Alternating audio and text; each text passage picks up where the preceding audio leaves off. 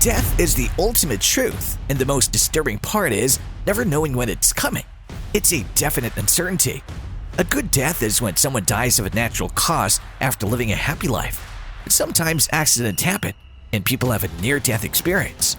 These experiences can occur at any time, and we can't see them coming. Football is no exception. On the field, many incidents happen, and sometimes people get injured. And sometimes it goes way worse, and players experience something that's way worse than minor injuries. Welcome to Social Footy, and today we are talking about 5 football players who almost die. So let's see who these players are, and then let's discuss how happy we are that they're fine. On number 5 we have Ronaldo. Not our beloved CR7, but the one who has been forgotten in history. So let's revive this legend. I'm talking about Luis Nazario de Lima Ronaldo. He was a great player who did extraordinary things. I won't be overstepping if I say that he was as great as our beloved CR7.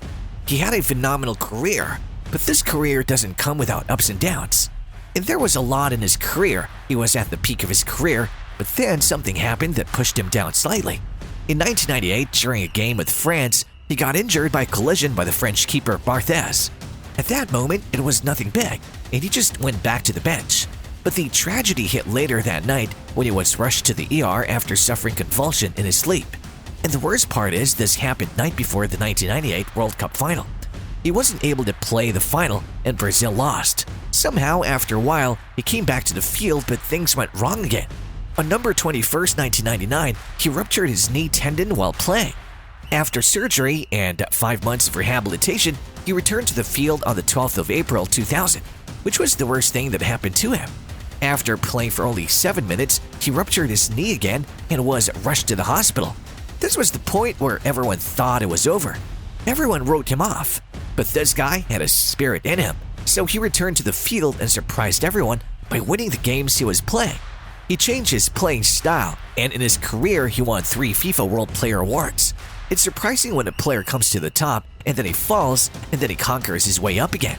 Well, Sir Ronaldo, you have the respect of the young generation. Surviving things like that is not an easy task, and this guy did it with a smile on his face. On number 4, we have Neymar. Neymar is one of the best that are out there right now. With all the tricks up his sleeves, he rules the field whenever he's in play. Many people are diehard fans of him, but people don't touch the heights without getting the taste of defeat. For him, the lowest point of his career was in 2014 during the World Cup. Most people already know about this incident, but for those who don't know about it, allow me to help. In 2014, during the World match against Colombia, Neymar suffered a life-threatening back injury.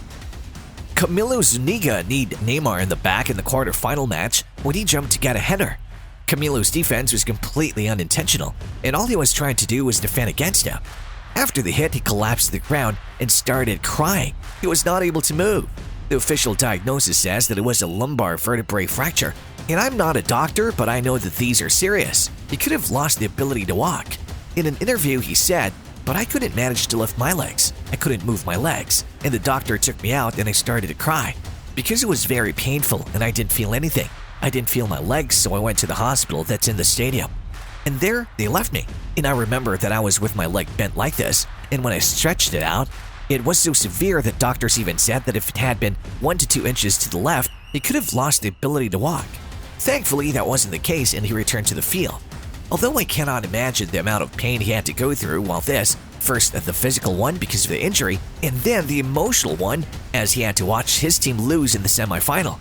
But he's healthy now and he's giving us enough of a reason to praise him. On number 3 we have Ronaldo, and yes, Cristiano Ronaldo. Even the greatest of all time is no different. In the Euro 2016 final against France, he suffered a severe injury and wasn't allowed to play after that.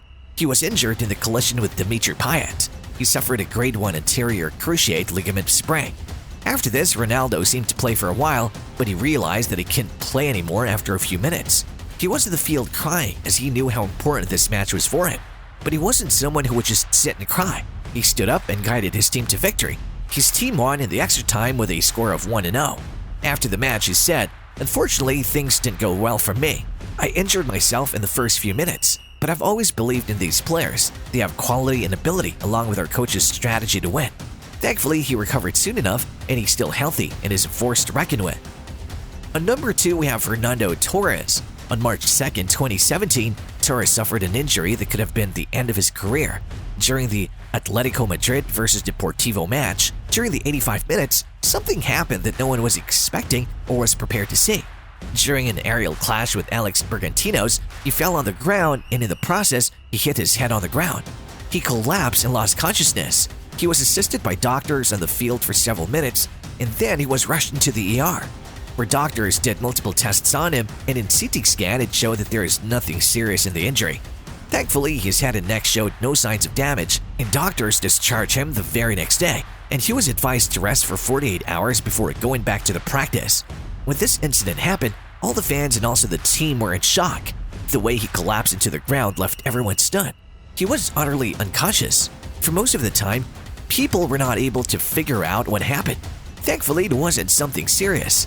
And I can't emphasize this enough, head injuries are the worst.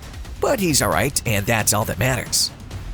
It was now coming to our number 1, and the last one on the list, we have Salah's injury on the 26th of June 2017. During the championship's final during the match against Real Madrid, Salah crashed with Sergio Ramos. He fell down to the field. The problem with this was that he fell awkwardly on his shoulder. He was examined by the medical team, and they said that he wasn't fit to play. After the final examination, we came to know that it was a shoulder sprain. The term shoulder sprain often refers to an acromyoclavicular joint injury. It's also referred to as a shoulder separation. A sprain or split at the AC joints results in injury to the ligaments that attach to the clavicle to the coracoid. Well, yes, this is what Google told me about this sprain. With the World Cup on the brink of happening, many Egyptian fans were worried as they didn't know whether he would be able to play or not. Thankfully, he recovered pretty soon and he was able to play the FIFA World Cup. Well, it was an accident that happened on the field, and there was no one to blame. It could have happened with anyone. The only thing that we should do is be glad that it wasn't something that resulted in something even worse. Death doesn't always mean dying physically. Sometimes it could be the death of your dreams too. Now you guys tell us in the comments section which of these incidents you are happy for that they didn't turn out way worse than they could have been. This was all for today, but as there is always something more to learn about football, here are some videos you can see. On the left, we have 5 moments when players lose their control in football, and on the right, we have 7 football records that'll never be broken. I look forward to seeing you there. Bye-bye.